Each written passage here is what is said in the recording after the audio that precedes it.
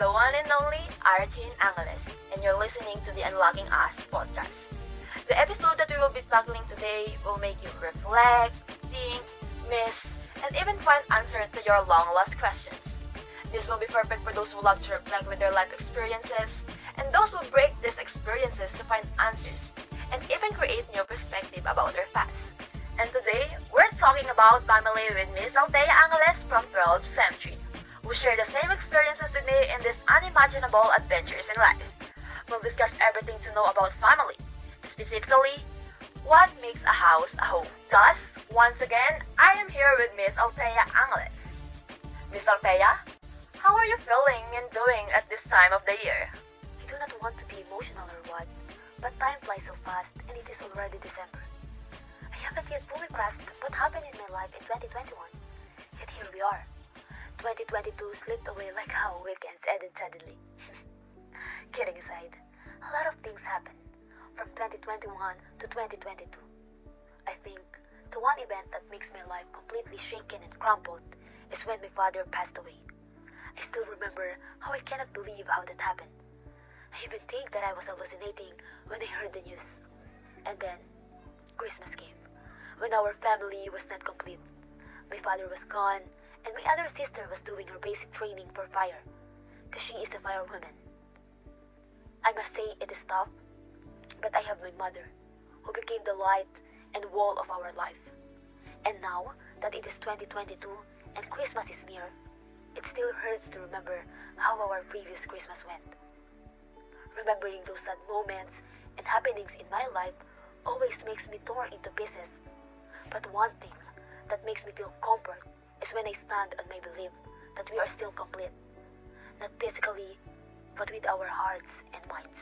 Thus, after all the bumper ride of my life, especially the year of 2021 from now, which I think will be one of the forever highlights in my life, for that, I can still say that I am still grateful for making it this far.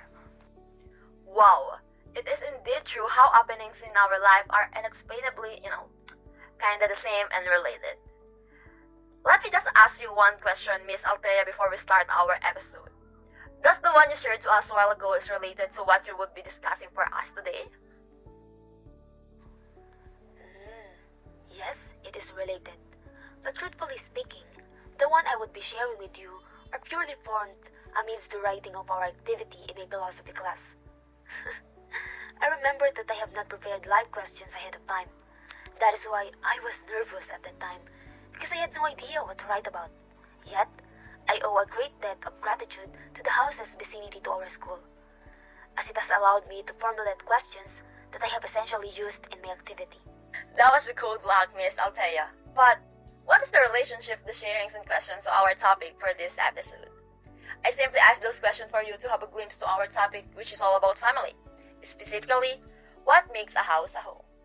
Thus, in short, our episode will contain the phenomenology of home. What makes a house a home for you, Miss Althea? When I see a house, I do not just perceive a structure to stay or refuge. House is something that means very different things to others. For some, a house can be simply a building or a place to stay. For others, a house is a home wherein they will feel love, comfort, and safety. And as for me, when I was young, I thought a house could be home if it is modernized, has different and high-priced appliances, and has a lot of wood. However, none of these perspectives will be right and wrong.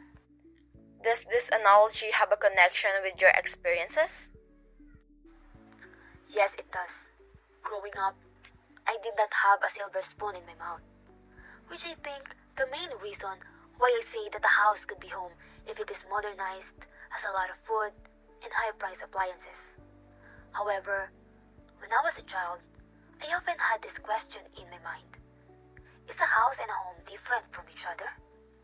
Now that I am already grown up and also have studied their differences, I now know that they are far different from each other. Then, when did you realize and understand that they are different? Is there any significant event in your life that breaks this, primarily belief of yours? I think it would be the one I shared a while ago. It is when I lost my father. When that unexpected event happened in my life, beliefs and my perspective changed along with how my life changes. Moreover, I have realized that it is the connection between each of the family members, our love, and faith in God that makes our house our home, my safe haven. I have proved this when times are rough with my family, especially when the one who we lean on is already gone. I have experienced that talking and sharing our thoughts and feelings to each other help us feel comfort, which makes the connection of our family grows stronger.